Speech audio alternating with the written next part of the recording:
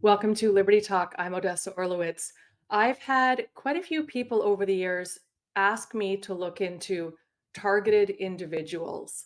And I've seen stuff about it on Twitter, and I finally got around to spending about 3 days researching what a targeted individual is. And I put together a show where there's two main whistleblowers, Brian Cofron and Dr. Duncan.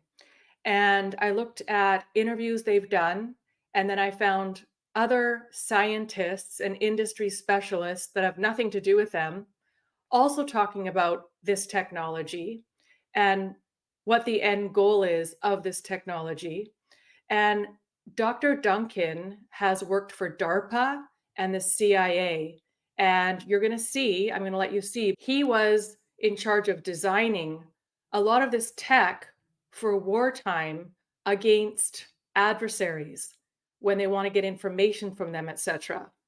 But unfortunately, he started to see that it was being used on the American people. Now, he's American, so he's talking about America the whole time. I had about 4 hours of footage that I had to whittle down, and he talked about how worldwide he believes there's about 1 million people that are actually targeted individuals right now that they need to do testing on so that they can start doing what they need to do to bring in this agenda of having everybody hooked up to the internet. We know that they're not denying that this will be a possibility soon, and that nobody would offer to be a guinea pig of this technology, but they can't roll it out America wide or worldwide without guinea pigs. It's impossible. So, what they've been doing is targeting people who don't have a lot of friends, who don't have a lot of people they can lean on, and testing on their brain this new technology, which they do from far away. And you can be the judge after you watch this show. Now, there's a lot of mind control that they're showing, that they're experimenting on people right now.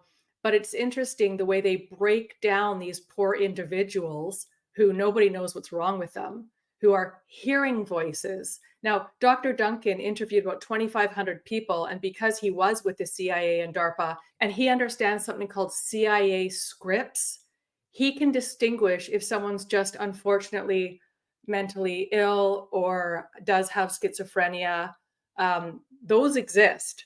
But he talked about how he can tell if this person's actually just a targeted individual. A lot of them are high functioning and they were never schizophrenic before. Anyways, he can tell the difference between someone who's schizophrenic and someone who's a targeted individual. There's no denying that this technology exists. They're not denying it. But what they're not telling anyone is that right now they are testing out this technology on individuals around the world and America and not letting them know that they're targeted individuals. And so what's happening in their brains and their minds and these weird instructions they're hearing and voices are actually coming from the CIA, but they keep us in fear about war so that we can constantly socially sort of approve, or at least half the population, of a lot of our funds, our taxpayer money, going to military operations. Well, a massive chunk of it is actually going to this, the new way that they're doing war against humanity, which is being able to just control us. They're breaking down the ego. Well, they're doing this with the mind control of the targeted individuals. And you can laugh at this, but you really should watch this episode. This is real, and I should have covered it a long time ago, but I didn't know that even my audience would be ready for it. Now, if you're the kind of person that's already paranoid, or I know mental illness is a problem with, a certain portion of society now. If you are dealing with any kind of schizophrenia, I wouldn't actually recommend that you watch this episode, because you don't want to start telling yourself things that could be wrong and make it worse. This is for people that have a clear head. They know they're not schizophrenic. They know they don't suffer from delusion. This is for people that just see what's happening to about 1 million people worldwide. And so if you think about that, what is there, 8 billion people? So the chances of you being one of these people is very slim. But this is a reality. And when I was looking just before I was going to shoot this, I just found out that Dr. Duncan is dead now. I didn't even know that while I was putting this together. There was some weird thing where all of a sudden he was just pronounced dead by somebody, and they're saying his Facebook has gone inactive, but some people weren't even sure if his Facebook was really him in the last little while because he was acting weird. So this is new. I believe it was in the summer that the first video came out that he's passed away. Nobody knows what happened to him. So all of these videos of him whistleblowing what's going on were shot before this. Now, he did say he did have his life threatened by a group once. He talks about which group that was. So let's just get into this. Let me know what you think. Now, I put together a lot of different videos. I clipped them together. Some of the videos I clipped together, already another person had clipped together the clips. So if you hear music in the background, I didn't do that. But I clipped in a whole bunch of videos where some were shorter clips, some were complete separate 3-hour interviews. So you're going to see a lot of different clips to back up what this person's saying by what another person's saying by another scientist on stage, so that you know that this isn't just a bunch of BS. It's really important that we know that this is going on so we can all wake up to the fact that they have no problem experimenting on us. And before I forget, I stumbled upon Policy Horizons report Canada. I first disclosed that. I was actually the first one in Canada to disclose the Policy Horizons report 3 to 4 years ago, and then a bunch of other people did after. And there's another new report, 2024, and they say they're going to do an expansion of geoengineering, probably. They just admit it. You're going to see me put clips in about geoengineering. You'll figure out why afterwards. It's all intertwined. But if you want to ignore the geoengineering clips, go ahead. The rest of it's very interesting. We're going to get into smart dust as well. I hope that you can share this video so that people understand what's truly going on. And this technology is almost ready. Quick message from my sponsor, and I'll get right into it. Did you know if the banks do a bail-in, they can take the contents in your bank vault? But storing your gold and silver at home could be a huge security risk. Every day, our dollar is worth less and less. Inflation is stealing the only savings families have. Now more than ever, it's so important to hedge the savings you've worked so hard for. Banks have been failing all over the world, and social credit has all but arrived. But did you know you can do wholesale price vaulting and retail delivery from the most prestigious, reliable company in Canada? Did you also know if you decide to leave Canada, your gold and silver can be sent right to you after you arrive to your destination? The only company I personally use and trust are those awake guys at New World Precious Metals. Take control of your family's future. You can just click the link in my show description or type in the web address libertytalkcanada.ca/gold to get on their mailing list, attend their webinar, or book an appointment. Let them know Odessa sent you. All right, let's get into it. Some of the videos I sped up just a tiny bit to keep the pacing up so that we could get through the plethora of information. And I could have put in 8 hours more of information, but I had to keep skimming it down just so that people could actually understand the point of why I'm showing you all this. So some of the audio I sped up just to make it go a little bit quicker when the speech was a bit slower.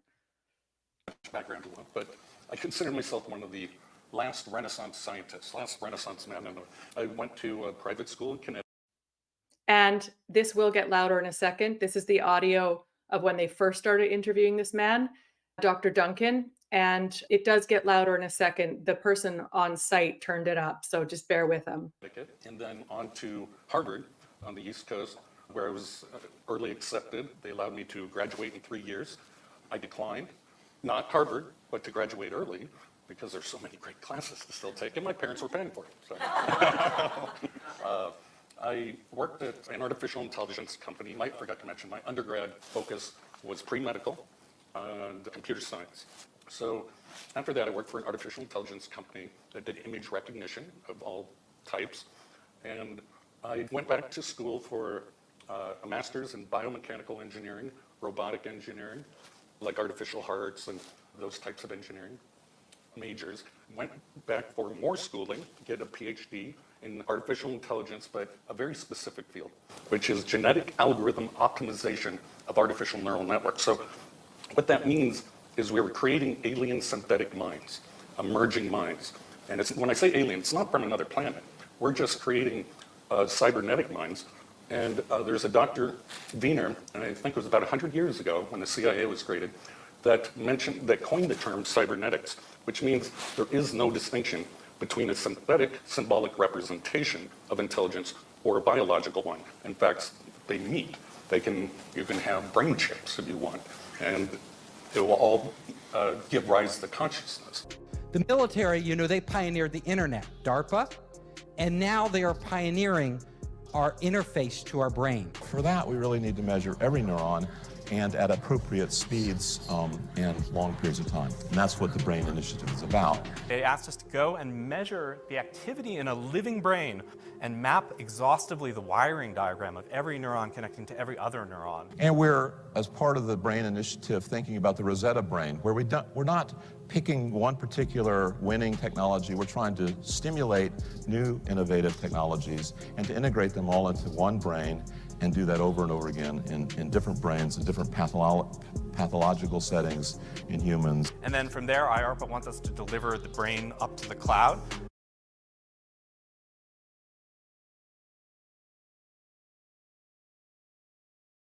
So I showed you the Policy Horizons report cover for 2024, and they always have things like the internet floating around, like nano dust floating around, and it's disruptions.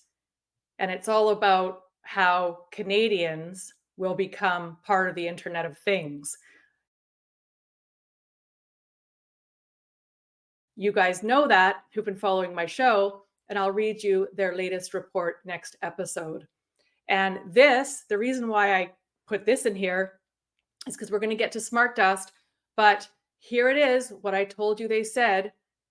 This is from the 2024 Canadian Policy Horizons report on the Canadian government website. Geoengineering takes off. So what they're seeing is that soon geoengineering will take off. And they're saying it's all to fight climate change and removing carbon and reflecting sunlight away from the earth, because that's what Bill Gates wants. So anybody saying it's not happening, they're admitting it right here in the 2024 report, but they're just pretending that they're just starting it, you guys. They haven't been doing it yet. All that crisscrossing in the sky, that's, not just the airplanes, but I'm from the 1980s as a kid. There was not these crisscrossing in the sky where then it all pans out and now it's just a cloudy day for the rest of the day. We all know, anyone that's my age, that this has gotten worse and worse and worse and worse every summer and throughout the year. We also know through their own weather warfare and weather modification on the Canadian government website and all the other countries' websites, they can change the weather. Why aren't they putting out forest fires? Because how can they do the climate change agenda if they're not having forest fires? You guys already know this. Let's continue with what we're actually supposed to be looking at today. So this is a 40 gigabit per second brocade switch to the Internet 2 infrastructure. So this is like the fast internet, and we upload that brain to the cloud. And here's a laundry list of the types of bytes that we need to store this information. If you're interested in brain uploading and downloading, these are the kind of absolute minimum numbers that you need to be considering, but it's not out of range. It's not necessarily far off in the future. And if you think the internet is big, if you think blockchain is big, this is going to blow it all away, because there's nothing bigger than connecting our minds to the internet. I find it interesting that that's what's going on. That's what they're admitting. They're saying, hey, this Microns project is going straight to the source. We're not taking it from the global internet perspective. We're taking it from the brain itself. And eventually, those two things will merge. So the public announcement of a project like this is pretty telling about where we are. It's so funny because the military contacted me and asked if I would help them. And I'm reluctant to do that because I like talking about everything. And it would be top secret, whatever they told me. So it's like, I don't know. I have a lot of ideas but I don't want to know what you're doing because I only want to know it's public. So this is public. Okay, so Smart Dust is a military creation and strategy, and Dr. Duncan has told us that all these things that he thought was going to be to fight the enemy is now being used on us. So it was developed in the 1990s by Dr. Chris Pister, a professor of electrical engineering at the University of California, Berkeley, as a simple way to use smart wireless sensors. Back then, Pister envisioned a world where ubiquitous sensors could measure anything that could be measured. Now, you're going to see in this show that even these scientists talk about it, and the whistleblowers are saying they're doing horrible things to experiment on all of us right now. Well, not the targeted individual. I mean, I'm not a targeted individual. Most of us are not targeted individuals. But how are they targeting these individuals? Well, they're making the environment so that they can. So God bless that most of us are not targeted individuals right now yet. So anyways, I'll get back to this. Unsurprisingly, the military provided the impetus, funding, and development. Smart dust as a weapon is what attracted the military. In 92, DARPA funded Pister's research as part of their Smart Dust project. Then in 2001, the US military carried out a surveillance test with these devices during combat in Afghanistan. After calculating the speed and direction of 142 military vehicles, the test was declared a great success. Smart dust can be sprayed from the air. Applied with paint, the enemy will not be able to know that all his movements are controlled. Experts expect that in the coming years, the development of reconnaissance smart dust will be fully completed.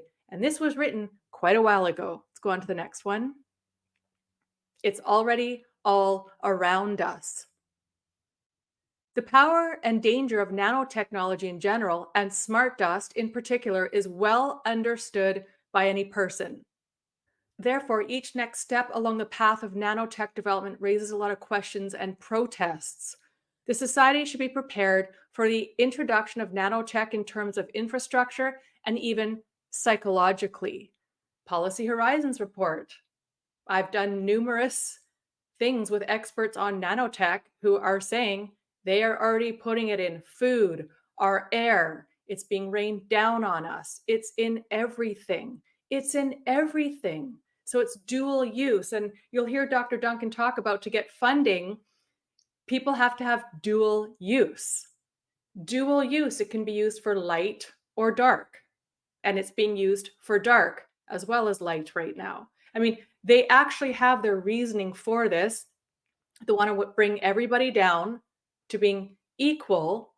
The unfortunate thing is, it's not so everyone can be equal. It's so that the people at the top can become even more rich and they can just mind control us what to do. We see how they're already doing it on the news. Well, this is going to make it a lot easier. You don't believe it? Watch the rest of this show.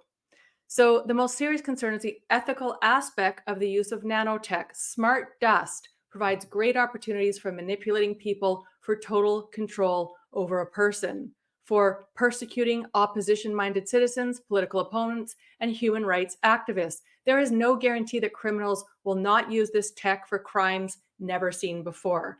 You can continue to read this if you like. You can just pause it here. I'm going to keep going. And brain monitoring. You're going to hear all about brain monitoring in this episode. So this is patents for weather modification. And anyone that says that it's not happening, there's patents. And you can see from the next slide how they've changed some airplanes to do this. And they're saying, oh, it's to fight fires. Well, this particular company in America never did fight fires with it, but they're still up there doing these things. So you can take a look at this, freeze it here if you want to look at it. This is a pimped out plane to do this. Geoengineering. And you can go to, I'm sure you guys have already looked, but for any new viewers of mine, you can go to Dane Wethington's geoengineeringwatch.org to see. He's an environmentalist, and he's actually been trying to talk to Kennedy about this. To do that because I like talking about everything. and it would be top secret, whatever they told me. So it's like, I don't know. I have a lot of ideas, but I don't want to know what you're doing because I only want to know it's public. So this is public, and the different applications for it on the battlefield are not public. There are new technologies, and a lot of them are being developed by startups and the military that are going to allow us to much more accurately measure and actually communicate with your brain. Now, the nice thing about this technology is it's non-invasive, meaning they don't have to crack open your skull and put a chip inside. The true way that this technology works is that a complete DNA profile is obtained from the target, from the individual, the targeted. So this is Brian Kofron, and he is an industry specialist, and he realized, I think he worked out of Seattle, what they were doing, and he had a huge ethical problem with it. He started speaking out. So this isn't him. This is somebody who's obviously just put, a picture of someone in a screen.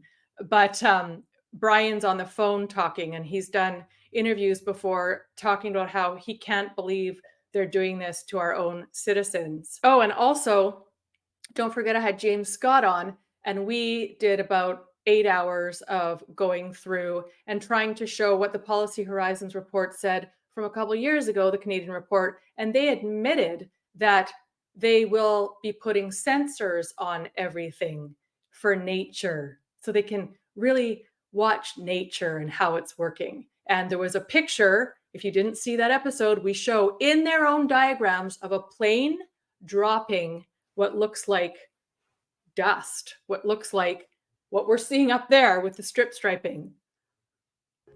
And then this information, the DNA of the individual, is used to determine the resonant frequency of the DNA itself. The resonant frequency is then used to fine-tune the technology, the radio frequency signals, the microwave auditory effect, and all of the other aspects of the technology to tune it perfectly to the resonant frequency of the targeted individual's DNA.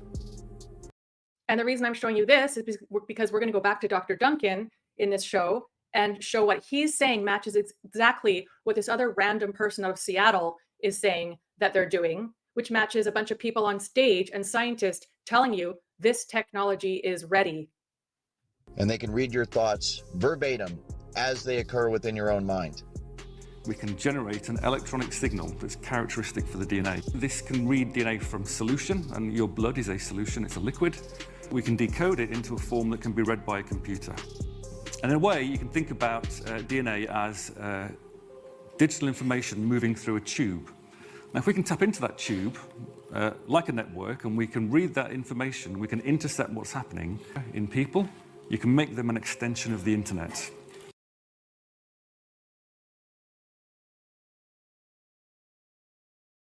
And I have a thermostat at home that's on my iPad. I can warm the house up before I get home. People call that the Internet of Things. We call this the Internet of Living Things. Much like any information, biometric information, digital information can be susceptible. We know that genetic information and DNA sequencing information is highly sought after by adversaries. They know that transhumanism can't be stopped at this point, but they want to take the safest route.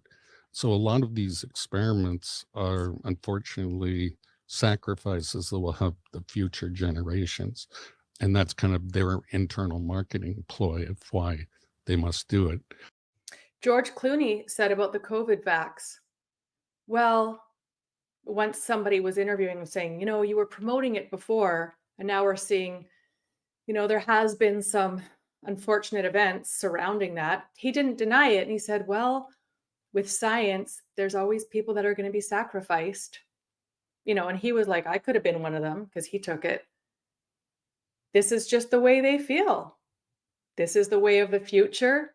People are going to be sacrificed, but we're going to lie to you right before we do it so that everybody takes it. This show is not about the vaccines, but you guys all know there's more than just a few other ways that they're getting this stuff inside of us. And there's a race between, the three major countries who's going to have the best AI, whose culture is going to survive, whose money is going to dominate, whose, language is going to dominate. And so this is very competitive field in the military right now.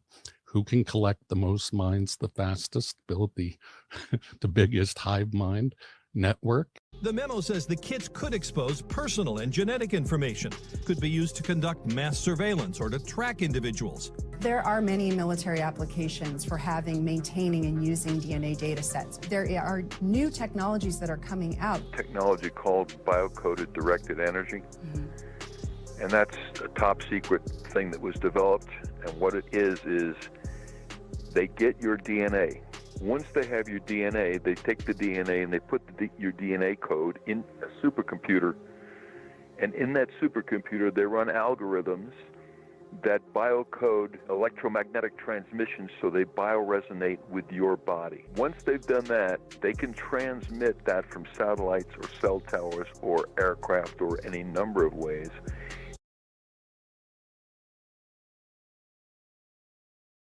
Interesting how the 5G towers went up so quick during the lockdowns. Aren't they fabulous? And that signal will only affect you and nobody else. In other words, everybody standing next to you is not going to hear the content because their receiver is not tuned to that bioresonance. There's a bioresonance to every individual, just like our fingerprint. Every person has an individual DNA, a different bioresonance. And so the original Stockland patent is on my website, where Stockland was able to go voice to skull with pulse transmissions in 92. And then after the rest of the development went black ops. We don't really know what happened after that. When we started Palantir, we were unpopular when we financed in Silicon Valley. We were unpopular when we built Palantir in Silicon Valley, and we're still highly controversial and unpopular in Silicon Valley because we have a very differentiated view than our colleagues in Silicon Valley. So what is it that makes Palantir so different? Sam Biddle is a reporter with The Intercept who has covered Palantir for years. I think one of the bigger misconceptions about Palantir is that it has the same aspirations as Facebook or other companies that it's lumped in with because of its geography. I think Palantir really is able to thrive in part because it can pass itself off as just another tech company. Because Palantir isn't just another tech company. Just listen to this interview that Alex Karp did with Axios, who asked him about Palantir's contract with ICE. And I see this question in every single thing we do. And by the way, not just in ICE, I see this with our work with clandestine services. I mean, our product is used on occasion to kill people. This is drone targeting, or what is this? Targeting of all kinds. Targeting of all kinds. They're admitting it. Executive being willing to say something like that so casually in an interview, I mean, that's the kind of quote that if it came in on a hot mic from someone at Google would be a huge scandal. From Palantir, it's just a part of an interview. What Thiel and Palantir set out to do was efficiently organize the U.S. intelligence agency's data. Well, we built Palantir starting in 2004 to supply the U.S. intelligence community with world-class software platforms. From its beginning, Palantir has been closely linked to the U.S. government. One of its early funders actually was the CIA's venture capital wing. We knew we could put voices in group people's heads. What they did, and I know from the Russian translation, from Cheryl Welch, from reading all her translated psychotronic stuff from Russia, that they figured out how to biocode these microwaves so that it can attack specific individuals. So the war machine will almost always use it first for their advantage and keep it as secret as possible. It's a great interrogation tool. Imagine having bloodless wars where you just... And if you just tuned in, this is Dr. Duncan, who worked for DARPA, worked for CIA, and then realized that his own technology was now being used on the American people, not adversaries. And he's been a whistleblower ever since. And he all of a sudden has died this past summer. Nobody knows how or why. He's gone. Fatigue your enemy, and they drop to their knees. We use the voice to skull and LDAR long-range acoustic device in the Gulf War to say this is all lay down your arms, and they believed it. So what is that? Can you explain exactly what that is? The LRAD? LRAD is a sonic long-range acoustic weapon. The V2K is a microwave weapon. You can't plug your eardrums. You can't stop the sound. It conducts straight to your brain. Yeah, and it makes it sound like it's coming, the sound or voice or music or whatever you want to play is coming right from the center of your head. So it works pretty well in war, and you can imagine other effects. You're getting brutalized, beaten up, all virtual. And the brain damage, unfortunately, they're going to have to work on that. But otherwise, you can literally traumatize an entire population. Okay, so are those good effects rather than guns? Perhaps. But there are other good effects. Imagine once the civilians have use of this, like Elon Musk's Neuralays, you can have more control of yourself. I feel like I want to be happy today, or I want to have a communication with you without using a phone. So synthetic telepathy is really around the corner, but we have to get the messaging infrastructure working. What are your thoughts on Elon Musk's Neuralink? What is your outlook on that? I think he's going to be set up as a patsy for a lot of this experimentation that's going on in the public. I've already seen it happening. Targeted individuals are very angry. They want to point the finger at somebody. He's the perfect person to point the finger at. He's a rich man, so he's already suspect in some people's minds. So targeted individuals will hear a clicking and then instruction telling them what to do. And it gets abusive if you're not doing it. So they'll break you down and say horrible things like your family hates you, they want to murder you, or he talks about how if there's a certain sort of like politician they want gone, they will target individuals so that this person thinks that that politician's voice is in their head, driving them crazy to the point where these people want to pull out a gun and kill that particular politician. And so that's why he also mentions later that guns, he said, if they want to disarm a country, they can mind control people already to go do mass shootings so that everyone agrees to give up their guns. Because the agenda for North America is to disarm us. So some of them, it's just people that are crazy. We know that. But he talks about it later. If they have a certain agenda they need to accomplish, they can get somebody to just go do it with mind control. They're already testing it out on people. And they usually use people that are loners, weird, who you would assume might end up being a school shooter because they're picked on, they're lonely, maybe they're on drugs. Anyway, he talks about who they target. Even though this technology is very old, very old. What the Neuralink technology? Yeah, yeah. Really? How old is it? I can track back at least synthetic telepathy or piping voices into people's head right around Kennedy's assassination, but about 1958 was the earliest target I could find. It really seemed to come online with a bunch of people in about 1976, the bicentennial of this nation. And there seems to be increases in the number of people that have these complaints given bigger military budgets. Now, why there's a correlation there, I don't know. You'll have to make your own speculation. But this isn't new. Havana Syndrome is not new by any means. It has a new name. It's getting recognition by the news. But honestly, it's been squelched. It's been covered up for many, many decades. Do you know if Elon has any sort of government contracts with Neuralink? No, as far as I know, he does not. He'll be approached, obviously, but what I think they're doing, like some of the projects I worked on. So if you didn't catch that because I interrupted it, so sorry about that. What he's saying is Elon thinks he's discovering all this technology and developing it. But no, he's like, Neuralink tech has been around for a long time. And he later, I think it's later that he says he's happy that Elon is starting to develop it because then people will start to realize how this technology needs to be controlled. And Elon has done interviews saying this technology has to be controlled. We can't just put it out and, not have, he's talking about AI, etc., not have strict rules around it.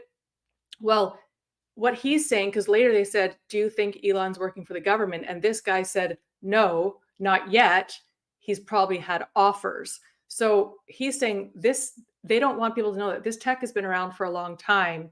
And so Elon's privately developing it, but the government's been using it against Well, the CIA, I mean, he was saying presidents don't even know this is going on because it's the top of the top of DARPA and military that are doing this. We know that the presidents are not actually in charge right now. They come and go every 4 years. And he talks later about how there is a shadow government and they are more powerful than the sort of front government, you know, where we vote for certain things. I mean, it's important to go out and vote as well because we can stall agendas like forcing V's on everybody and stuff, meaning the vaccines. But these military operations, a lot of people are finding out about them. I don't know what we're going to do about it, but it's important that we all understand what's going on. Like truth has to be brought to light first. And we know that's the first step. In my time at DARPA, became real big companies like Google and Facebook and et cetera. So I think it's a technology transfer.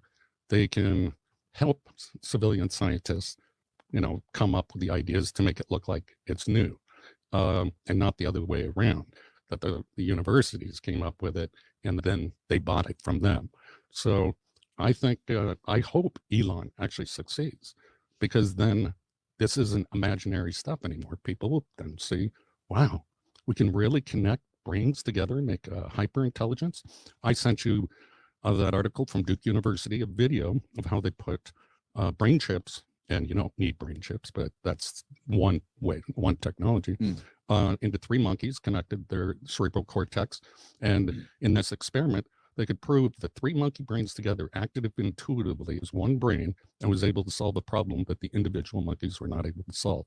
And that's a really important finding. Now, can we extend that to an entire population and help solve the world's problems? We can't even fathom what a larger mind would look like. It's certainly not human. Wasn't there another experiment done where they connected like a human and a human brain and a monkey's brain? There was. How do you know about that one? I heard about it.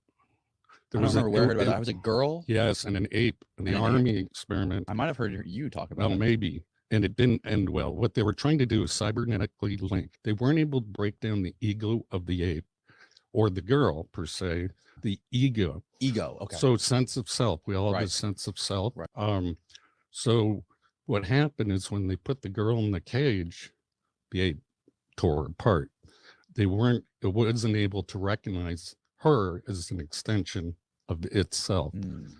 And I believe this is part of the reason of the breakdown, the torture that TIs are experiencing, is they have to break down the ego in order to be part of a greater mind or mind controlled. That's terrifying. Yeah, it is. A worldwide global brain. They basically analyze your DNA and they then use supercomputers to encode the signals. And you basically convert DNA information into ionic information into computer information. So that's going from DNA to ions, but for the brain, we're interested in the opposite, going from ions to DNA. We have the ion channels that are going through the spiking, or in some cases, the non-spiking behavior. It's influencing the fidelity of the DNA polymerase so that the time series of the calcium, say, turns into a spatial series of changes in the DNA sequence, which you can then read out or compute on. And not just for the RNAs and other molecular identifiers, but what the brain was thinking during activity. All of us speak to ourselves in our head. That's how it's strange that we have to communicate to ourselves by speaking, right? But we will just sit there talking to ourselves. So as we are talking, there's a certain pattern for every word we say.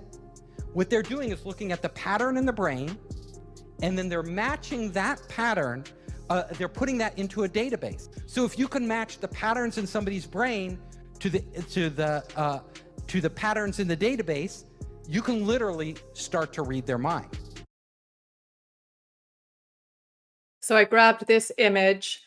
Laws are being set up slowly so that when this happens in the next 50 years or whatever, that you can actually be put on house arrest and tracked or put in jail for thinking about going and doing a crime. This is what some of Trudeau's new bills and laws are. Now, we know it's also because they don't want people going and burning down churches or synagogues or doing hate speech that's super atrocious hate speech. They don't want that, and they want to protect people from that kind of thing. I'm not saying if it's right or wrong. I'm just saying that's what they're doing. But they literally are setting up bills so that you cannot even think these things without someone showing up at your door. Now, that's not going to happen tomorrow. It's not going to happen next year, but it's getting set up for all of that. Now, that's just the beginning. Without verbalizing anything, you could literally start to communicate with other people. So my lecture, we could all be standing here silently. And I could just be communicating it to you. I could be talking, you would talk to people, you could literally have conversations with people without ever getting on your phone anywhere in the world. Goodbye WeChat or Google Hangouts. We could all just be on our brainwaves, right? Communicating with our friends, they could be dropping in on us. Very strange if we think about it. So that when that person goes to speak out about it, when they go to seek help from their fellow human beings, and their fellow human beings say, what is it that's happening to you? The target will then say, I'm hearing voices inside my head. But these would be controlled hallucinations run by algorithms. And they will conclude that this person must be crazy. And as a result, they will recommend psychological evaluation for that person. You can see the way this is going to go and the way it is going right now. As good people, helpless people that are being abused and tortured and enslaved and experimented upon in America today, all of the symptoms are induced by a technology that is so fucking sophisticated, it is horrifying beyond description.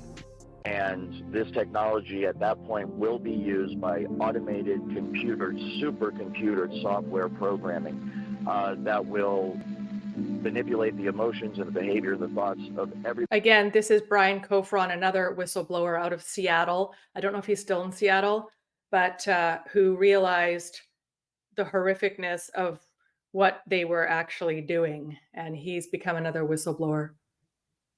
In the United States of America. And I'm here to tell you that it's already here. There isn't going to come a day where there's troops in the streets and tanks rolling down your neighborhood and riot gear and all this stuff. We might have isolated incidents like that. It might get like that every once in a while, but the true control grid is this technology, voice-to-skull, hive mind, behavior manipulation technology. And it can all be done remotely. It can be done simply by targeting you with a frequency, locking into the resonant frequency of your DNA and your mind, and in that manner completely track and trace.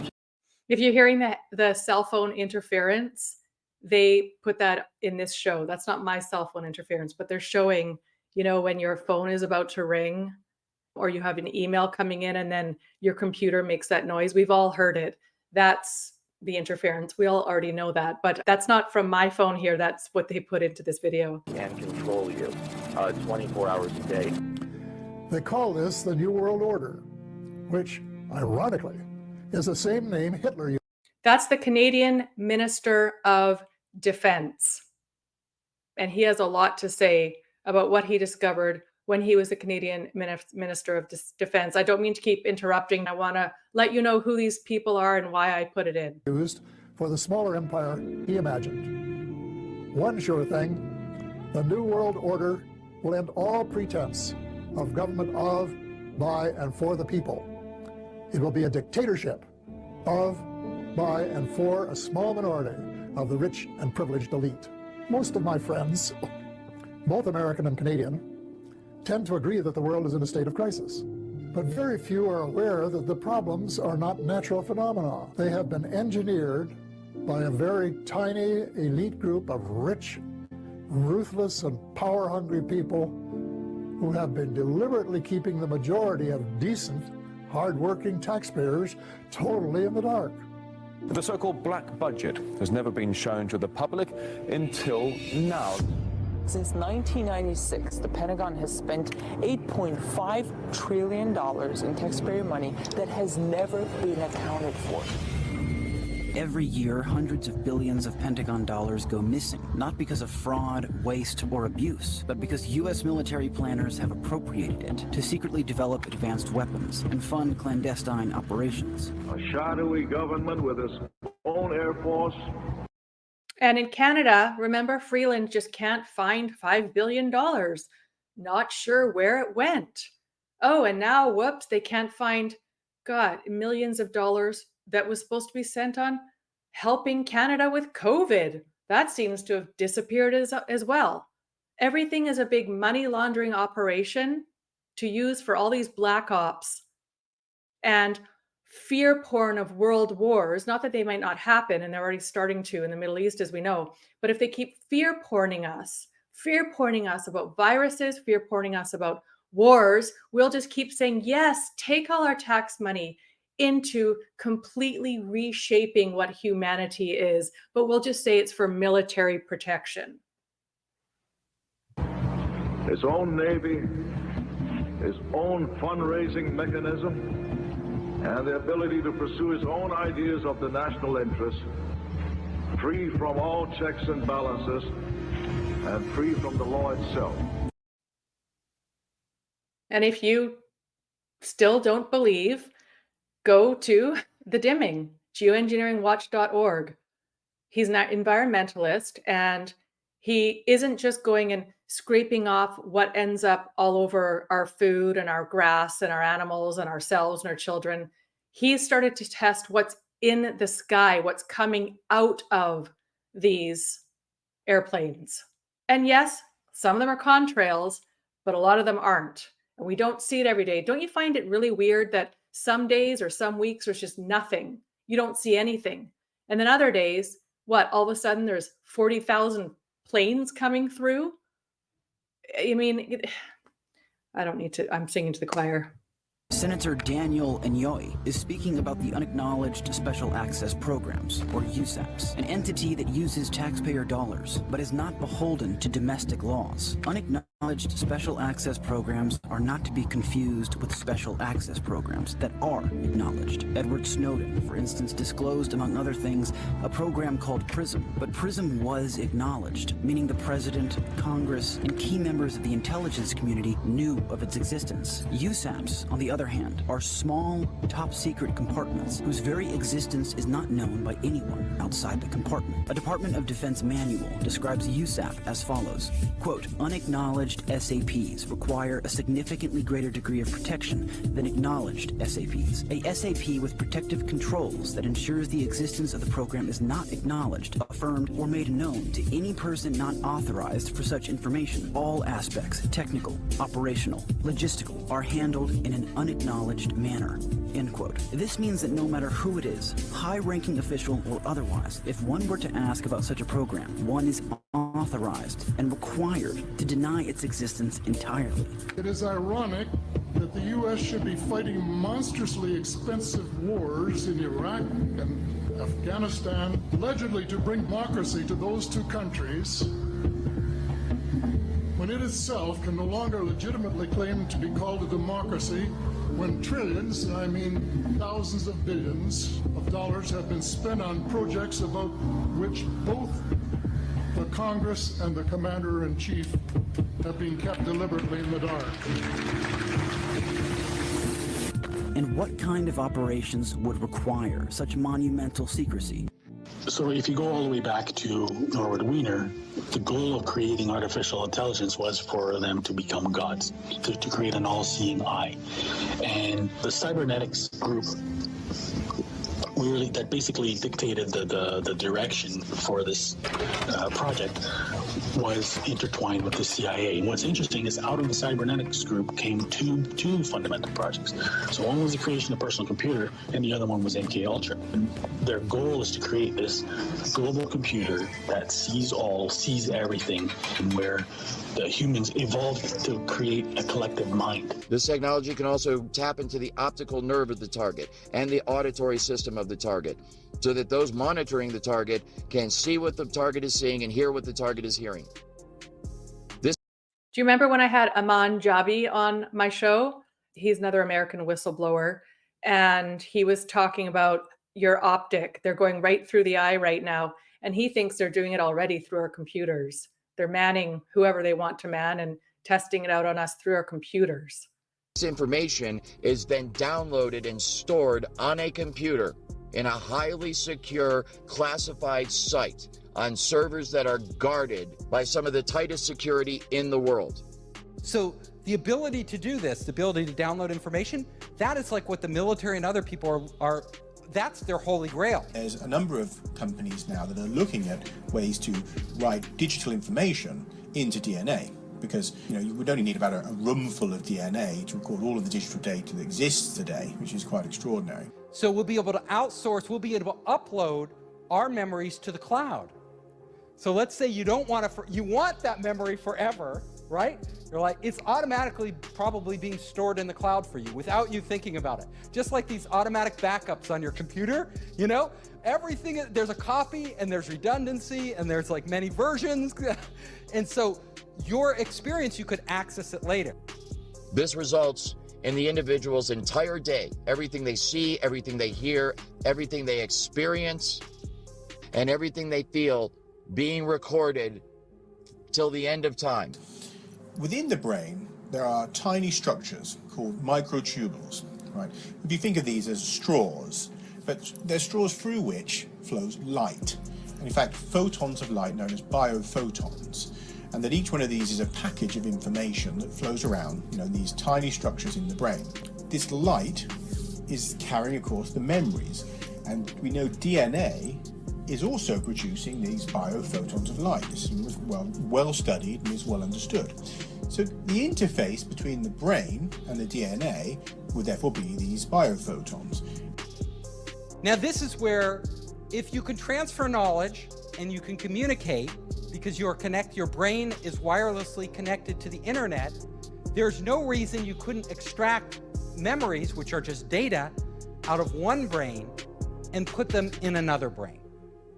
Now, what would it mean to share memories? Although the connectivity of the brain is where we are processing experiences, even utilizing recalled memories and writing new memories to the hard drive, that it's more like a RAM with a random access memory rather than being the hard drive. The DNA would be effectively our hard drive where all the bulk of the information we're not using is being written to. So it could be that in the future that we'll find a way to download people into DNA and move them across into other bodies. So this is an astonishing step forward in these kind of science fiction type ideas. When our brains are connected to the internet, our physical bodies become less important. Now, think about that. If our brains are connected to the internet, and if our brains are all connected, all of us connected, I could literally go into your head and see through your eyes. Because of my responsibilities in surveillance as a otherwise normal security specialist, I was showed this technology at work.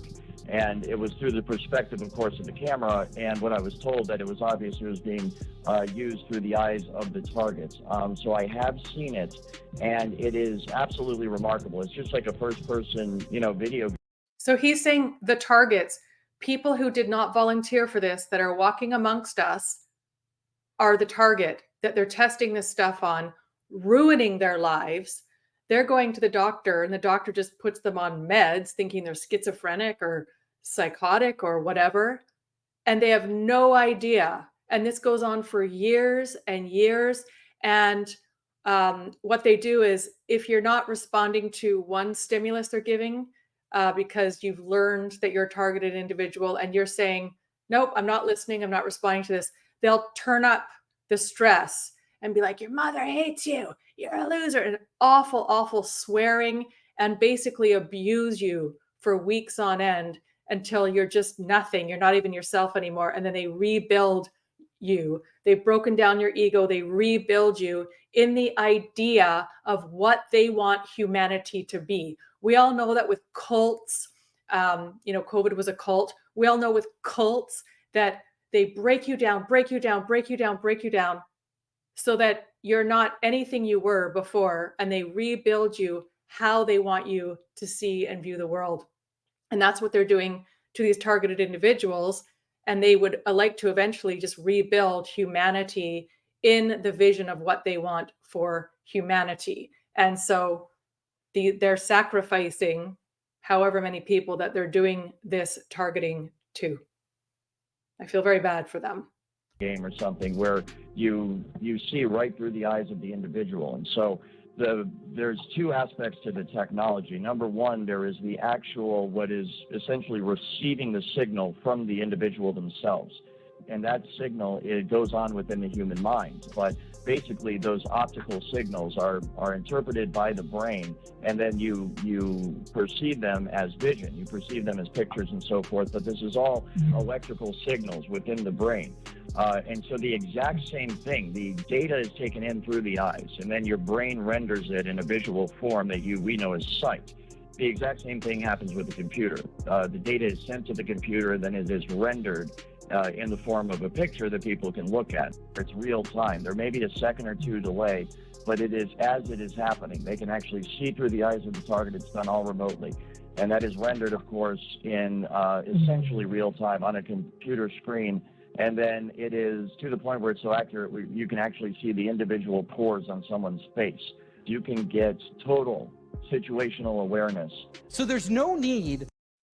What I thought about when I was putting this show together is people who have near-death experience, where they've been dead for 20 minutes or 15 minutes, they've drowned or heart attacks, whatever it was. I watched a lot of near-death experience stuff before COVID, and they say the same thing, which is interesting. When they died for the 20 minutes and some of them saw the tunnel and the light and they were greeted by family members that had passed, or people that they said they knew they were their family, but it wasn't their earth family.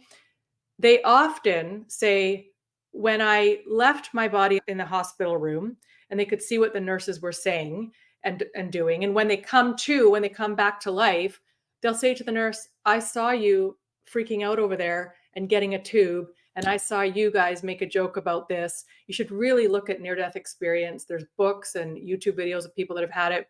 They said that as soon as they left their body, they could see not only what was in the hospital room, but they could see what their brother was doing. And all they had to think about was that. And they could see their husband driving to the hospital. They could see what other things were going on in other rooms. They could see everything at once, all at the same time. And time was different. So it's really interesting that now technology has gotten so strong that they've tapped into, I guess it's consciousness on how to manipulate people, how to do this, how to see exactly what they're doing through their eyes.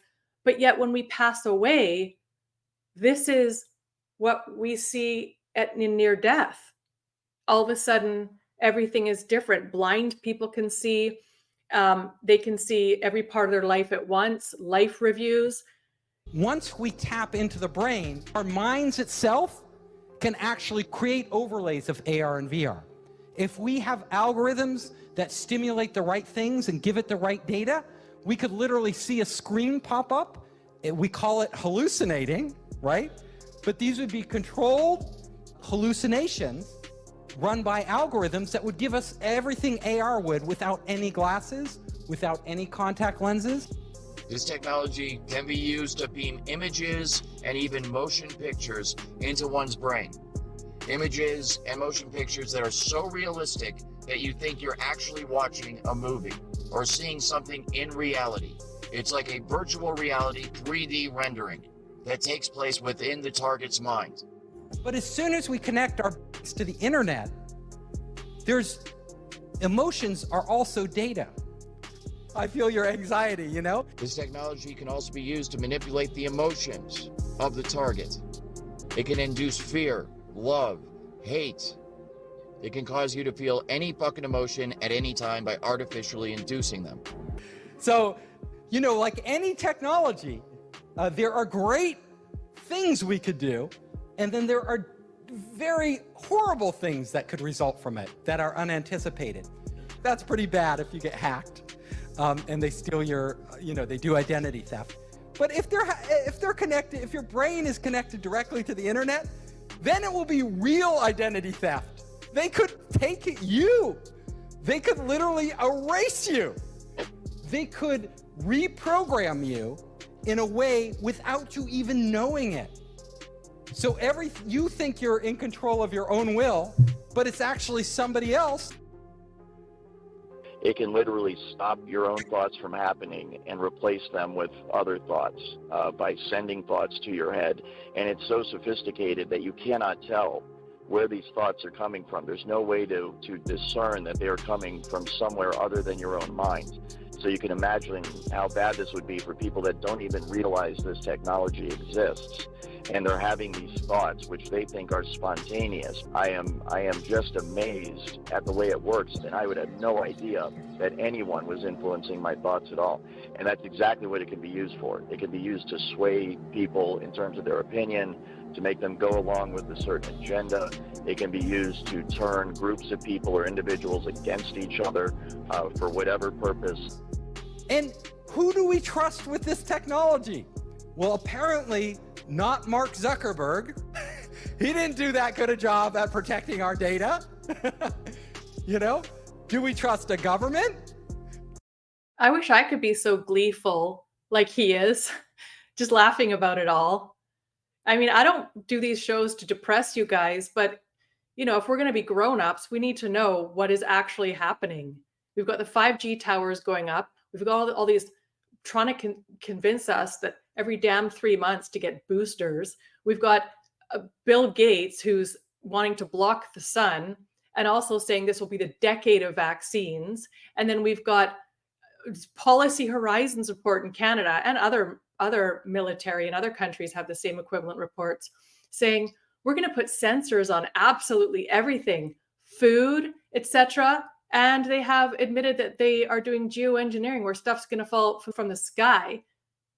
I covered that with James Scott. Sensors are going to go all over everything. They're admitting it, and how great this is. And it's great for nature, and we can understand nature more. We're nature. We're the nature they want to understand.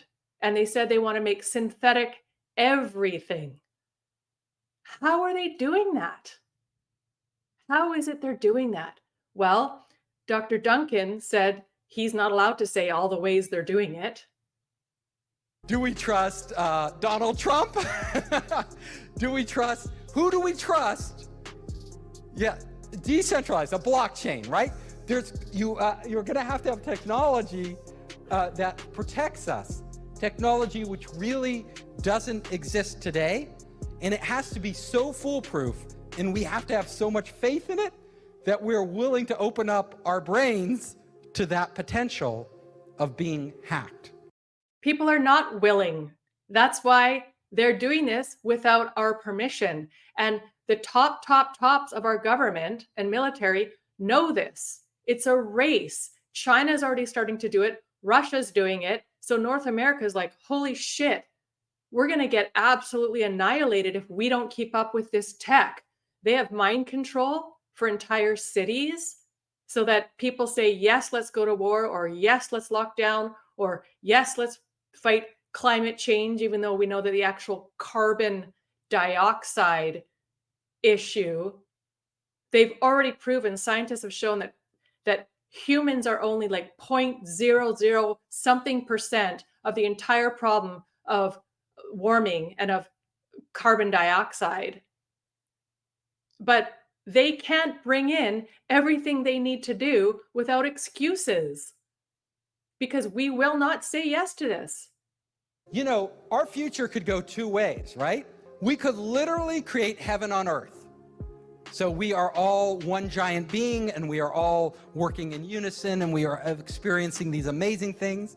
Or it could be hell, where there's some evil AI or evil people controlling everything we do, and we're more like zombies, you know, where we don't even know it. Like, we think we're free, and we're not actually free. One of the things I'm concerned about is the technology as it's being researched and developed in Seattle utilizes emotion manipulation and behavior manipulation. This use of the technology can be done very covertly to the point where the person it's being used against will not know that this technology is being used against them. And that is one of my main concerns and one of the reasons why I want to bring more light to this technology and to this issue, because this technology could potentially be being used against tens to hundreds of millions of Americans every day. Create a general field of frequency in a geographical area so that everybody that within that geographical area is feeling the effects of the technology. It's more of a general application of the technology instead of an individual specific application of the technology. It's going to be very hard to stop. It is going to be very hard to stop. Think about it. You know, it's sort of a one-way path. I've never seen humanity roll back technology. What we can do is control it. We need to start talking about this now. And I'm here to tell you that it's already here. There isn't going to come a day where there's troops in the streets and tanks rolling down your neighborhood and riot gear and all this stuff. We might have isolated incidents like that. It might get like that every once in a while, but the true control grid is this technology, voice-to-skull, hive mind, behavior manipulation technology. And it can all be done remotely. It can be done simply by targeting you with the frequency, locking into the resonant frequency of your DNA and your mind, and in that manner completely track and trace and control you 24 hours a day. And it's highly, highly valuable for intelligence purposes and military purposes, corporate espionage purposes. And it is amazing the extent to which this technology works. It's so far advanced beyond what most people are aware of. It's truly mind-blowing. And I think that's a big part of educating people, is making them understand that, you know, fortunately or unfortunately, this is possible and it is being done right now today. Anyway, when I got recruited, headhunted by DARPA, Department of Defense, CIA, and I love high-end technology, and I wasn't immoral about it. I wrote the code to track the artificial intelligence code to track the Soviet nuclear submarine fleet. That was a big project for the Navy. Worked on robotic surgery for medicine for the Army. Voice recognition, conversation planning for chatterbots. You use them all the time now. Voice of God weapons we used in war, in the Gulf War, for example. This is the V2K. V2K, where we can project a sound you cannot plug your ears for to stop. And we'll get into a little more about how that particular technology works. But we told them in their language, this is all a lay down your arms. And it worked quite effectively because the technology is unexplainable to the common person who hasn't experienced it yet. And then I saw in society a lot of my work being misused on my own population. I'm like, that's exactly what I worked on, the things Craig's experiencing. And this was not supposed to be used on civilians. This was supposed to be a wartime weapon, used for interrogation purposes, perhaps to maybe fatigue the enemy and demoralize them, which you can understand the Department of Defense would be quite interested in this. Wars without blood, I know that's wonderful. Being misused completely. I started my own investigation about 22 years ago. I became a human rights activist against torture, all forms of torture, but mainly this kind of torture that Craig will talk about, what's happened to him and people all around the world. This wasn't the way it was supposed to be, and so my agenda since then has been to enlighten people, to educate them. I've gone to the Senate Intelligence Committee, met with 23 senators in the United States, federal, with the head of the LA FBI, and to our dismay, our words fell on deaf ears of what was happening. No one understood the technology or even believed it existed. And these are our leaders. We met with the Senate Intelligence Committee behind closed doors and, frisk for wires and bugs. They had never heard of MK Ultra, which they're the oversight committee of our intelligence agencies. And we had a huge hearing in the 1970s called the Frank Church hearings, a senator from my state of Idaho, but I know most people don't know where Idaho is.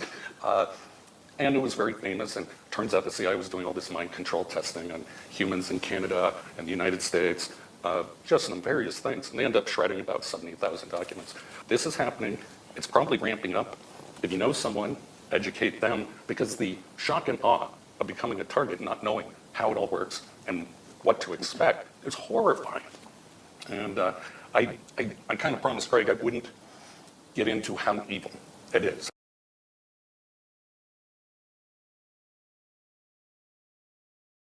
So after World War II, the Russians the winners of the World War II and the United States, along with Britain and others, decided to divide all the German scientists and forgive them of their war crimes. And what we hear about are the ones that end up building, in NASA, or building intercontinental ballistic missiles, or the missile scientists.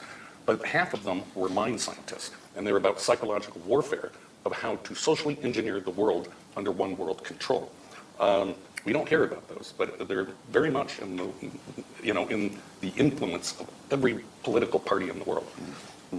Yeah, so I know there are numerous scientists who came over, instead of going to the Nuremberg trials and being hanged, the US government said, you tell us everything you know about mind control because you've been using children in the concentration camps. And the US received some of these scientists and some went to Russia, and it's escalated from that period. New arms race began, and this is for the very soul of man, the cognitive warfare.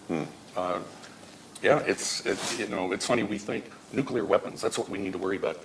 And that we do. I mean, absolutely, that would annihilate all civilization. But you're one step ahead if you can control the minds of those with their fingers on the nuclear weapons.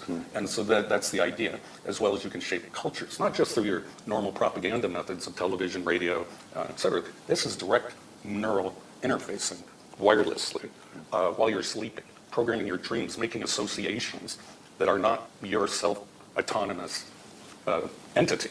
And this is a conversation human race has to have, every government has to have. And this is why I always talk about it, is to get more people interested in it before it's too late. And it may be too late, but...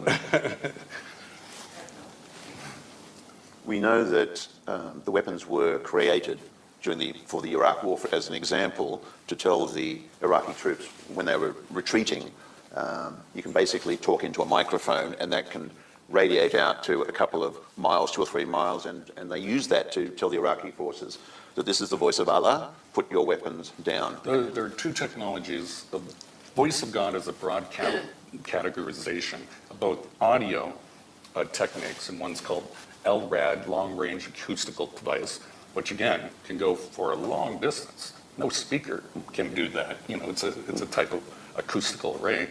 And then there's the microwave hearing effect. Dr. Frey first invented it, and there's a Dr. Lin in the University of Chicago that has also done work on it. And this is a strange effect that if microwaves are high-frequency radio waves and interact with the brain, it heats it slightly, and then it cools, heats it slightly. And this is done in the extremely low frequency range, and humans can hear it. Voices clicking, music can be piped into it with different levels of sensitivity, and it depends on the power range window. And that's one type of voice of God weapon. The Army calls it B2K, voice to skull. They removed it from their website because of all the people that are complaining about it. And so that's one aspect. Then there's more sophisticated weaponry that we use brain prints. Everyone has a unique fingerprint, even more so. You have a unique thought pattern. And so we can cognitively model certain aspects, like a fingerprint, of your brain print, if we can get a sample of your MEG, which is called magnetoencephalograph, or your EEG, electroencephalograph, reading your brain waves, the electricity and the magnetic radiance that it gives off. Now again, people have difficulty believing we've gone from brain chips, which they used to do in the 1960s with a guy named Dr. Delgado, and he's known as, he was a Yale professor in the School of Medicine for neurology, and he would experiment with humans by inserting electrodes into their brain. He could create any type of emotion. He could move their bodies in certain ways. Very brutal, but that was allowed during the Cold War. He even inserted brain chips to do it remotely, just radio frequency brain chips. His most famous experiment was using a ball, and I don't know if he actually was in the ring with the ball, and he was the matador, but with the press of the button, as the ball charged, it suddenly stopped. And that really impressed, obviously, many people in government. How do you control humans? Can we use this for violent criminals, for example? And a whole plethora of opportunities arose, but the research remains dark. because we, moral people, would not accept it. Now, in one experiment when I was with DARPA, we were working on the Soldier 2000 project. We went into the Mass General Hospital and asked for patients with no family, with dementia, and we needed to experiment on them. But anytime you give money away or get it from the government, you have to have dual uses. So we said they might walk away, not know where they are. We want to track them. Now that was the cover story. We were really looking at a full body land of all vital signs for soldiers in the future. Well, that was in 2000. Obviously, we've progressed quite a bit since then. And they gave it to us. Just human beings being trafficked. There's been such an incredible history of what the United States has done in terms of experimentation. And this is just what they were caught doing. There was a Dr. Ewan Cameron, head of the World Psychiatry Community, and he had CIA funding. He took housewives that had mild depression, played 2-track loop tapes, gave them drugs, LSD, I believe, and the 2-track tapes were very negative. Your family hates you, blah, blah, blah. I don't want to get into the details. It's very awful and evil. And their personalities would be erased in a couple weeks. One woman sued. She got money, and she had to learn how to talk and pee again. So that's literally brainwashing. You're de-patterning the brain's cultural background, everything it's learned. Then the second half comes in, and that's programming. And then you build up new personalities. The CIA does this for split personality assassins, but it's for splitting personalities. It's also used in a variety of interrogation techniques for high-value targets.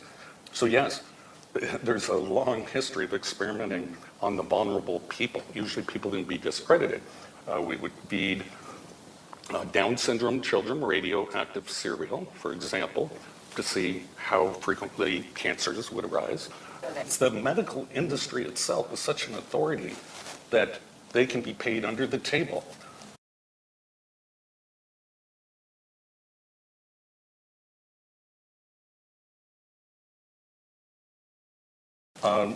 By usually the CIA, but in my case it was Department of Defense. And they just say national security, that's the buzzword. In the case of radiation testing, during the Cold War, people would go into hospital just for basic surgery, put under anesthetic, come out with burns on their bodies. And that was part of the process of what was done to people non-consensually. You went in there for basic surgery, and they came out with burns on their bodies, and there was an 18-month investigation into it. And there's a wonderful YouTube video where President Clinton stands up in 1995, October 1995, and he basically says, on behalf of the US government, we need to step up and apologise that this is what we've done to people. So when you look at the history, it's overwhelming. Plutonium injection, syphilis, LSD. They injected black women to make them barren. They decided if you were poor or homeless, they could inject you with something as a test subject. And you can imagine how useful that would be to manipulate politicians or news broadcasters, is inserting words in their speeches or screwing up their speech, depending on who you want to win and manipulate. Or being in a meeting and transmitting what you are watching and listening to some. And that's the spy application. That's the spy application of it. And you have no metal necessarily on you, but you're giving off biosignatures, which can be deciphered. Correct. And, it's the ultimate weapon. So a doctor will refer you to a neurologist. You go in because this is not well known or it's being protected, this information. You have a neurologist and a radiologist who looks at the chart very quickly. They're not looking for specific implants or chips. Some of them are so small, they're not all made of metal, so MRIs and CAT scans, X-rays don't pick these up. And so you have what's called calcification, and that happens to the bone grows over the skull. And I just spoke to a neurologist recently, and the neurologist said, yes, we don't go into those areas that we're not looking for a tumour. They're called LFOs, light foreign objects. As we found out during the Gulf War, or Desert Storm. You know, we tortured a few people, as Clinton said. We do things that the public can't know about because they would feel too much shame that their tax dollars were being used in such a way. They would lose their funding potentially. But there are other ways other than chipping. There are about 26 other ways, and all are being explored. That's why they need so many humans to do this survey, if you will. 26 ways, and all are being explored. Vaccines, geoengineering, 5G, direct energy weapons. They get into direct energy weapons. 26 ways, and they're all being explored. And so one such example is nanoprotein, magnetic nanoproteins. Now, how they're delivered to the individual, there's a variety of mechanisms that can do that, but they permanently attach to the nerve cells and brain cells, and hence just a magnetic field that is biosynchronized, biocorrelated to your brain pan will only affect you, not the person next to you. So you have been turned into a cell phone, in a sense. Havana syndrome is something new. Why would the CIA attack their own people? At an embassy in China, and there's an FBI agent who's recent in Florida suing the US government. He knows about it, and he's trying to stop it. Now, we can do that with acoustic weapons. We can do it with microwave weapons, often called directed energy weapons, DEWs. You'll hear that acronym used. Look at that. Canadian government's not denying that they use them. You just have to look, people.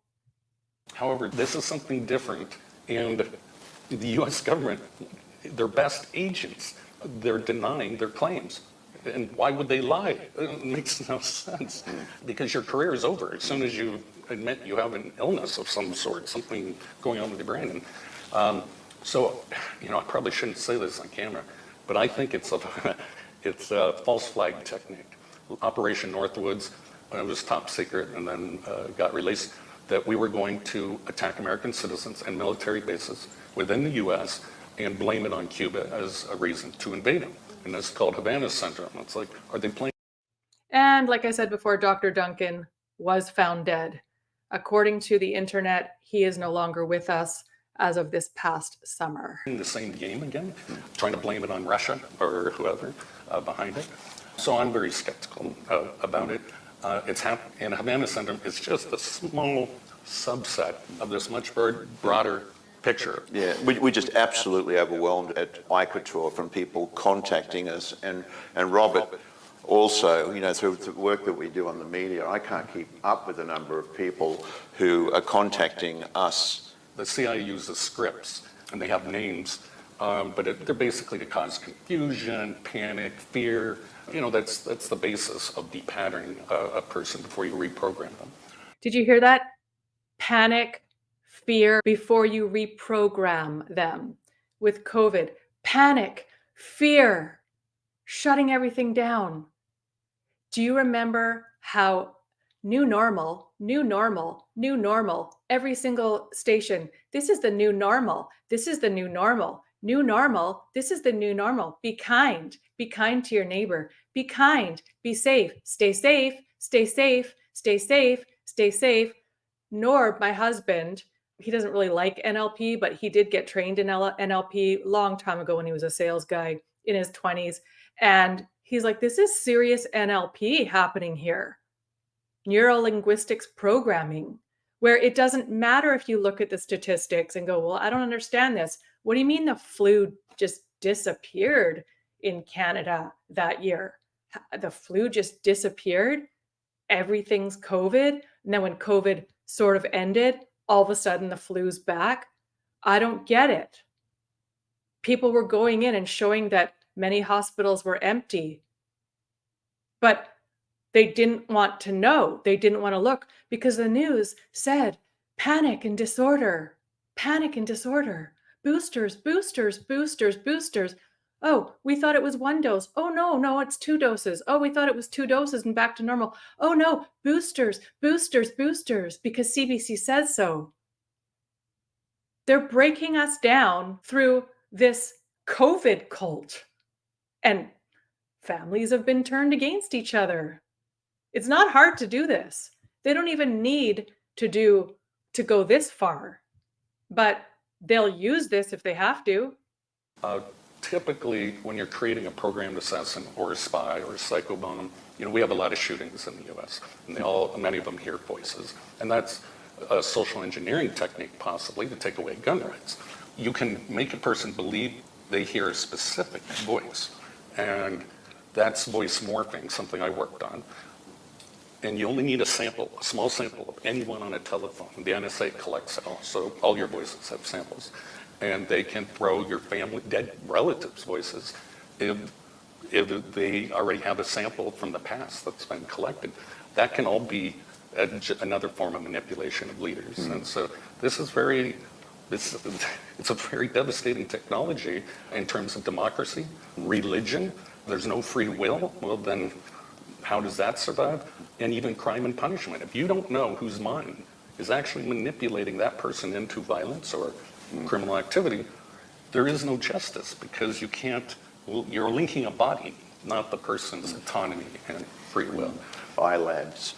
And I.Labs looks at there's a lot of brain research there, and we saw the transmission of thoughts from a child onto a screen. So the child literally was given the names of animals, and the child would project it up onto a screen. So there's some really positive parts to this. Not that I enjoyed watching a child being used for this demonstration, but there's some really positive parts to this, where you have people who have Parkinson's now can literally look at a screen.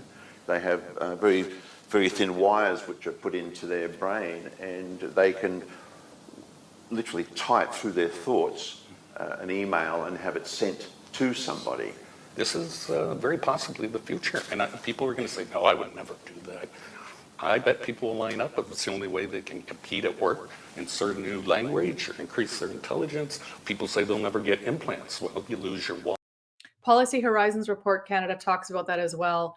I don't know if they did in the 2024 one, but the one I showed before, where they're trying to figure out, ethics, where certain jobs will just expect you to have this now. And you'll want to do it for your job. But the problem is it can be used for such nefarious reasons. And we're seeing that these people have no ethics. They are targeting people and testing this on them. And these people just think they're crazy, and they're in institutions. I mean, it's pretty dark. We need to get on our knees and start to pray. We need to start to pray. That's all I can say. It's important. Or your medical records, it's all implanted. People are going to do it. And it's in a variety of languages. So we have a very good friend in the United States who lives just outside Chicago, who is also on panels talking about this, Dr. Len Baer, and he's been diagnosed with this. And the voices which come into his head are all in Russian. In Russian, and they use his family members' voices for the derogatory remarks. And he's been recognised by the US government as having this, which is so fantastic. I wanted to talk about the acronyms we talked about earlier. One is TAMI, one is MIND, and one is Satan.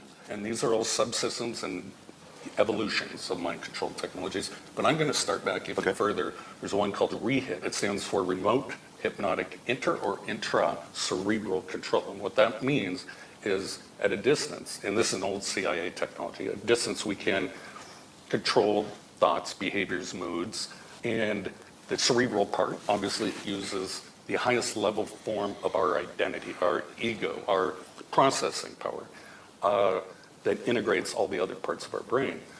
And that, I think that says it all, but then some of these other acronyms are systems that we developed. MIND is magnetically integrated neuron duplicator. So we can actually duplicate virtual neurons into a person, as well as clone that personality into a supercomputer. I mean, it gets really scientific or science fiction-y, but it's not. And it's not 100% fidelity by any means. We're a long ways from that.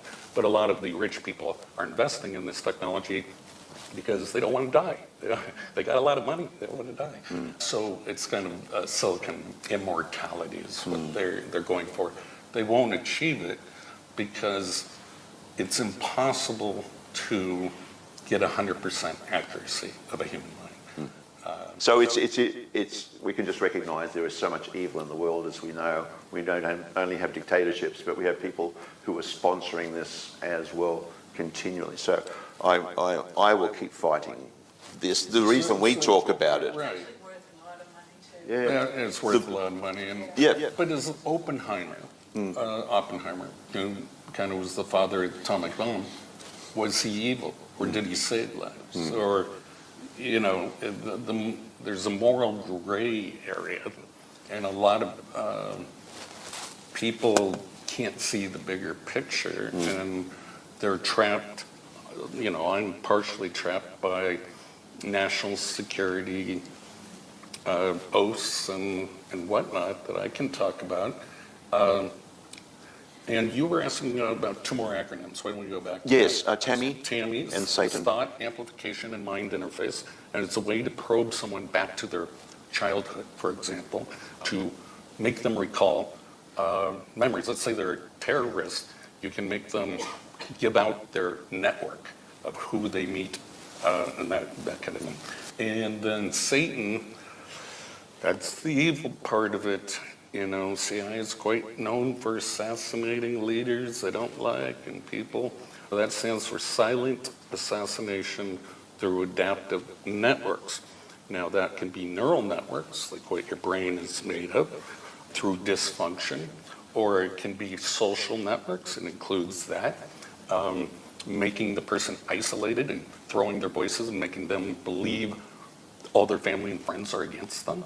And so the hypnosis, the remote hypnosis, REHIT, works better if a person is isolated than has a good support group.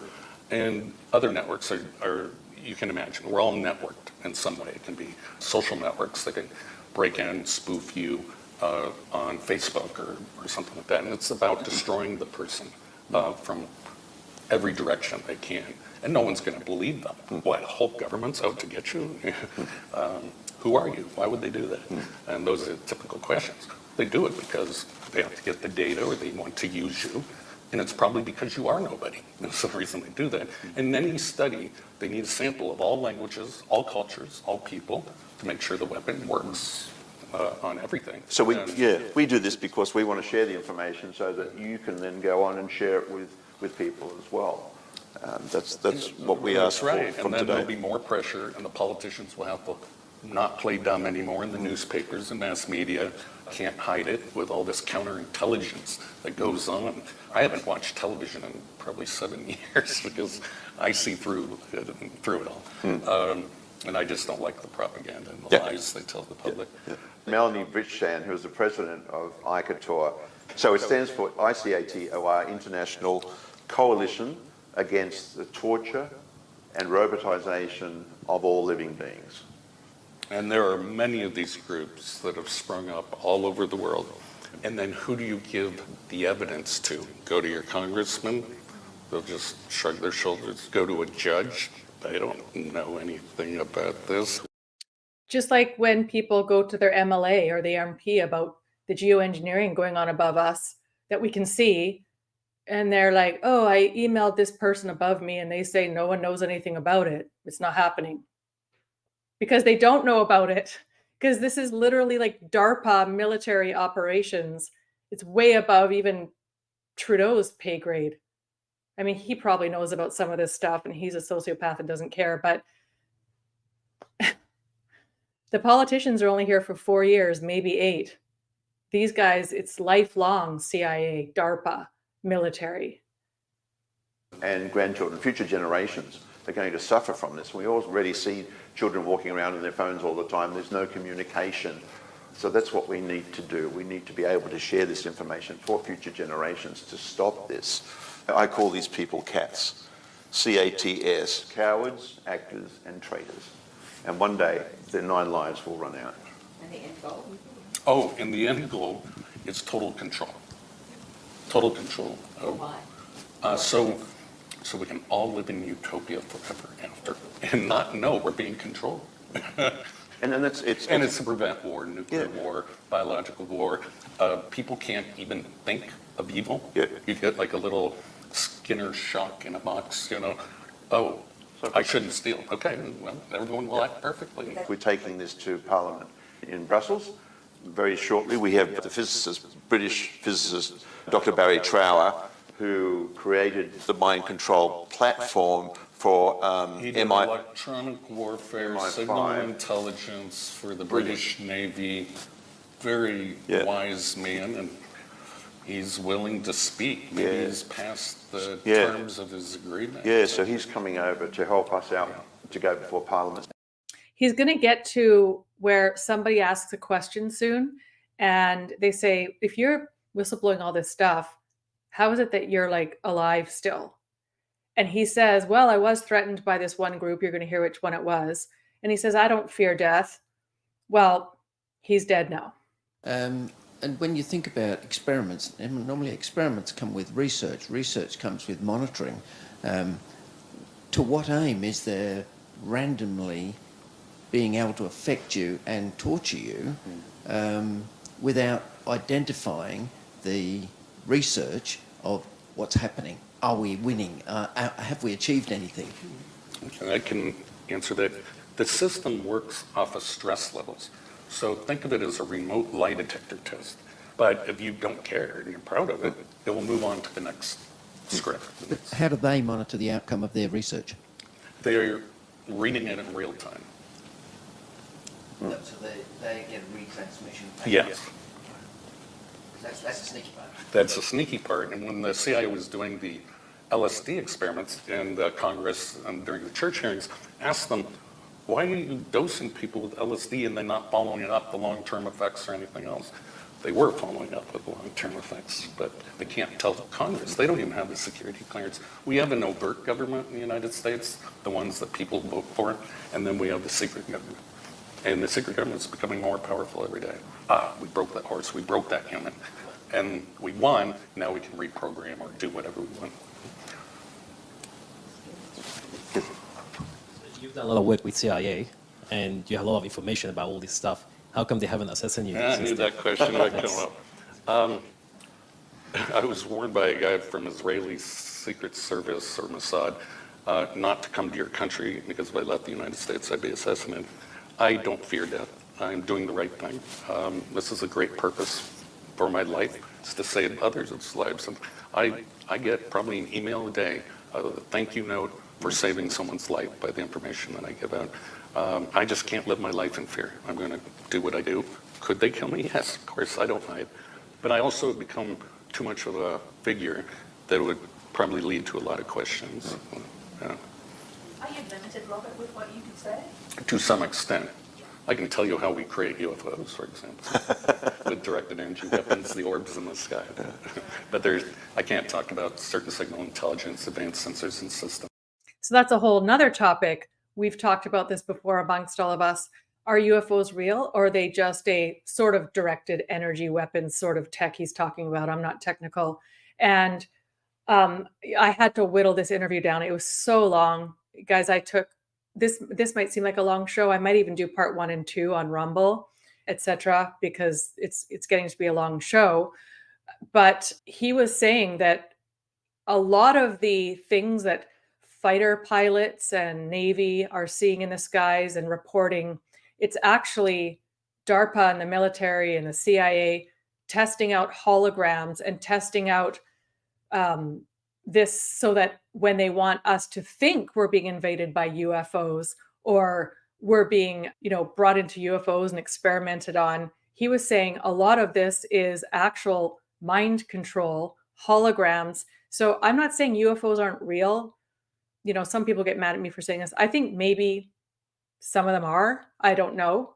But that they've taken this, and now he's saying that fighter pilots, they actually do think they're seeing it. And same with regular pilots or just people on the ground. But that orbs and the cigar-shaped things that people are seeing in the sky and all that they can create those now. And so they can get everybody going and ready for this big disclosure where they can say, we have to do this to the planet because the aliens have told us that our planet's going to die in 100 years if we don't do this, this, this, and this.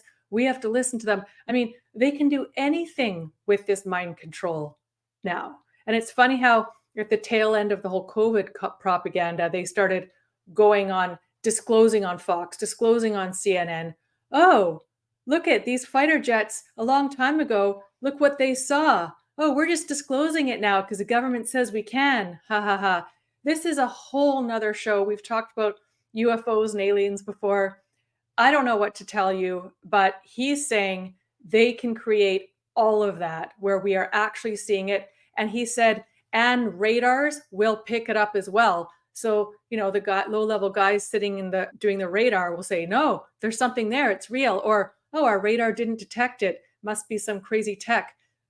I mean, that's just a whole nother conversation. Usually through a war, there's an application that's developed to maintain a peace or to prevent an attack. And usually you can kind of see like technological or medical advances during the time of a war that then have a civilian application afterwards. And when you're talking about like C.I.A.D.A.R.P.A, going to, if I'm pronounced it correctly, you know, my 98-and-a-half-year-old grandmother died about a year ago. And I kind of always just think, wouldn't it be great if you could download her brain and her life and experience into the cloud or into a thumb drive, you know, her parents and her parents, so you wouldn't be mucking around with genealogy.com, or you could actually still hear the stories in that way. Would there be positive applications? Yes. Right, even saying, okay, you know, this is the voice of God, this is Allah, lay down your weapons. You could say during the pandemic, keep calm, don't worry about it so much, and that sort of thing. So what if everybody had their own personal Jesus in their head that said very positive things, but not distracting, would guide you?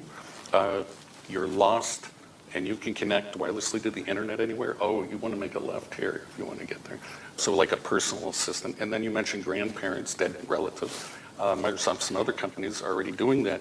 Not downloading the brain. What they're doing is using Markov modeling of speech, of how, and with the voice morphing, of how they sound and the phrases they use. And it gives you a nice, warm, fuzzy feeling they're still around. We need to stop this. Future generations are going to suffer otherwise. And so we will keep fighting and doing our best. So thank you, my dear friend. No, thank you so much.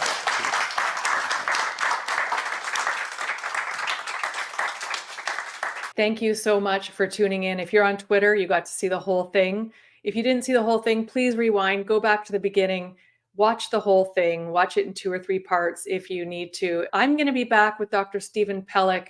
He was supposed to come on a week ago, but I actually came down with a very bad sickness. That's why you haven't seen me in a week. And I almost went on antibiotics, but I didn't want to. I was on HCQ and ivermectin. I'm not telling you that you should, but whatever sickness this was, I got through it with HCQ, ivermectin, zinc, vitamin C, vitamin D. Normally, I would have needed to go on antibiotics. I held through. I didn't, and I'm okay. I'm not saying use it, but if you want this in your war chest for this upcoming flu season, in the description is a place that I order mine from. If you liked this episode and you want to help out, I worked very hard on it. If you'd like to buy me a coffee for this episode, there's a way to do that in the description because I do work very hard to bring the truth to Canadians. Have a great day. Thank you so much for tuning in. What is the body's most important nutrient? By volume, the average body is 62% hydrogen, 24% oxygen, 12% carbon, and only 2% everything else. Health science is concentrated on minerals and vitamins, but those are part of only the 2%. When considering proteins and carbs, they miss the importance of hydrogen, how we normally get it, and its role in the body. Hydrogen is the building block of life, and it's involved in virtually every chemical process in the body.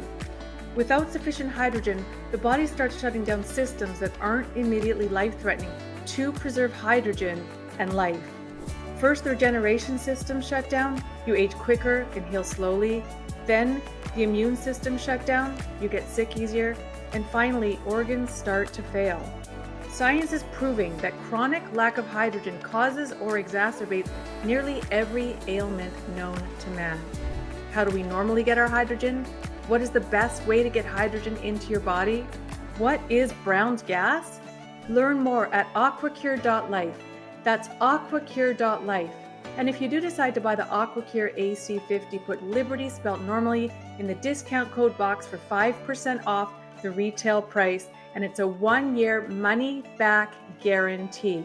Norb and I absolutely love ours.